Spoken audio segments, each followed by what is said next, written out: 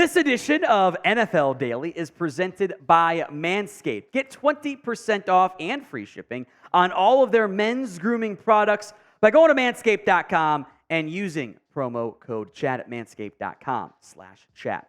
All right, let's get to some top trade candidates, the stars who could maybe be moved this year before the roughly a month away NFL trade deadline. Jonathan Taylor, got to have this conversation again off the top, right? Makes sense. Taylor seems like he's going to be back at practice this week. We'll find out more in the very near future. He wants a new deal. Colts said no. Are they all fine and dandy for the time being? Who knows? But teams probably have interest if the Colts drop their asking price because Taylor, when healthy, is one of the better backs in the NFL. He was not as good last year. It was banged up. The team in Indy wasn't very good either, which is certainly, worth mentioning there.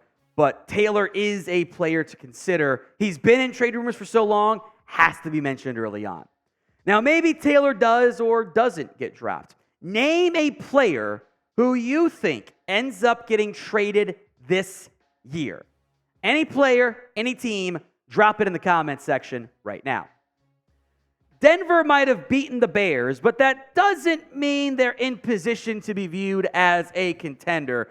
So trading away Jerry Jeudy, who is entering the final year of his deal, actually makes a lot of sense for the Broncos.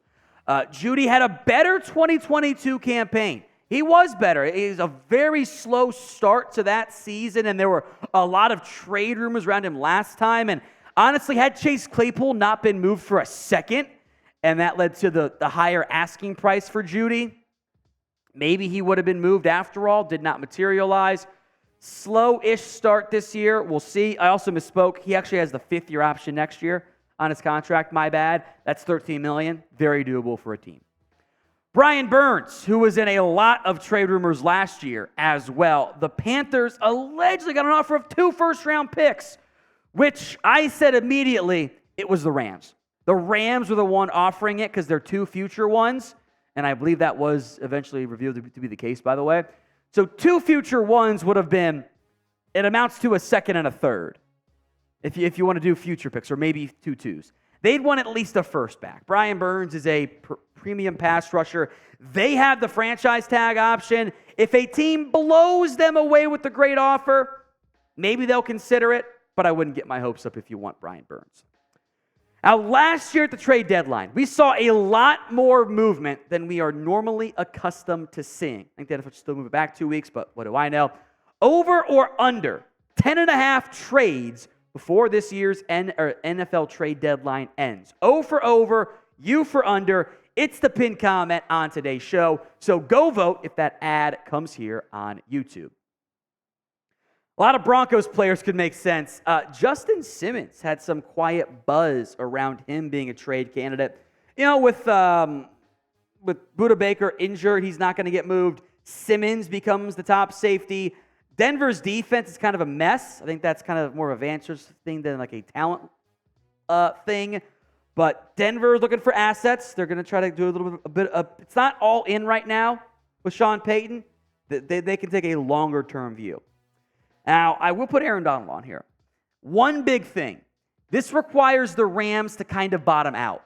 The Rams right now are actually solid. Matthew Stafford's playing some really good football. They're 2-2. They probably should have beaten the Bengals right now on Monday Night Football in hindsight. But the Rams are competitive. As long as they are, Aaron Donald will not be going anywhere. If that changes for whatever reason, you bet teams are going to come calling. That would be the white whale potentially available at this year's NFL trade deadline. Now, we're brought to you today by Manscaped, and they are changing the game, not just in below-the-waist shaving, but for facial shaving as well. Their latest product is the Handyman. It's the best way to get rid of all that stubble around your neck, around your chin. If you're tired of a bad razor, whether it's old or you didn't take care of it properly or whatever, make your neck look like a scream with all these cuts and nicks and stuff, the Handyman helps reduce nicks and cuts thanks to its skin-safe technology. You can use it wet or dry, so you can bring this simple, sleek, compact device anywhere and everywhere. It's airplane-friendly design, by the way, which I value, because if you go on vacation, I need to shave more than once every a week. I have to shave a couple days. So I need to have it on vacation. Manscaped thought ahead on that one. Get 20% off and free shipping with code CHAT, C-H-A-T, over at manscaped.com/chat. That's 20% off with free shipping at manscaped.com. Use that code CHAT. For a look as sweet as candy this Halloween season, get yourself the handyman from Manscaped. It has been all trick this year for the Raiders, especially outside of Week 1. And Josh Jacobs, the latest player to express some anger with the way the Raiders season is playing out. Davante Adams did at one point this year. Jacobs has raised his frustrations, and he wanted a new deal. Raiders did not give it to him. What's been the result? His yards per carry has fallen off of a cliff. It's averaging less than 3 yards per touch. Now, I think what in reality has been a downgrade at quarterback, offensive line has some issues. All of these things tie in together as part of that whole conversation. But it has been a disappointment for Jacobs. And if the Raiders bottom out, McDaniels is never afraid to make trades of good players. He should consider one for Josh Jacobs and one for Davante Adams. Now, Adams, I think, could go to Mark Davis and be like, I'm pissed. Get me out of here. I don't want to be here. I don't like playing for Josh. I came here to play with Derek Carr. You got rid of him. We're not winning. I'm getting up there in age. Send me to a contender. It's doable-ish for the Raiders contract-wise and very doable for a new team, mind you. Adams, looks like Davante Adams still. He got a bit nicked up last week, but I think he'll be okay. You can pencil him in for 1,300, 400, 500 plus yards. He's awesome. I still think he'd be able to get a first-round pick if you traded him. So of those two big-name Raiders players, who is more likely to end up being moved? D.A. for Davante Adams or J.J. for Josh Jacobs? We actually have another J.J. here, which I didn't realize as I did this going into it. Jalen Johnson of the Chicago Bears. Bears are in a weird spot. They're bad right now. They're one of the worst teams in the NFL. And Jalen Johnson has not been paid yet. I think he's a really, really good corner. Very talented football player. If the Bears aren't going to pay him, they should consider trading him. Because draft picks are valuable for that team right now. I'm fine paying Johnson, making him a key part of your defense. But the fact that they haven't yet does open up the door for this as a real part of the conversation. Now, especially as the NFL trade deadline approaches, we will have daily NFL videos for you guys. So make sure you are subscribed. Do not miss out. Hit that sub button right now. Kirk Cousins is also on this list, as he should be.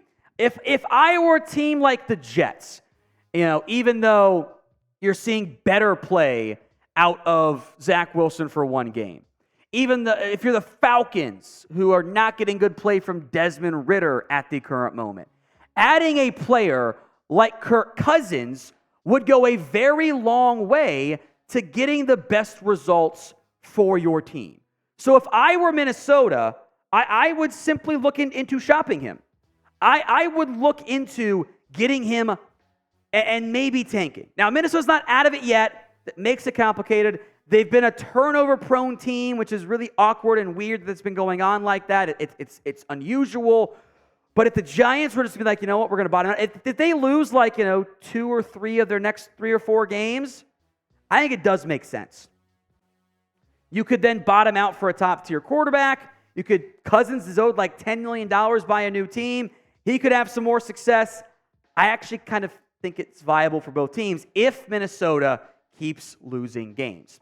So what do you think the Vikings should do with Kirk Cousins? Type in T for trade or K for you to keep him, hold on, try to make that final push down the stretch this year. Go vote in the comments section. Finally, it is Kyle Pitts. You knew he was going to be on here, right? Again, I don't think the Falcons are going to trade him.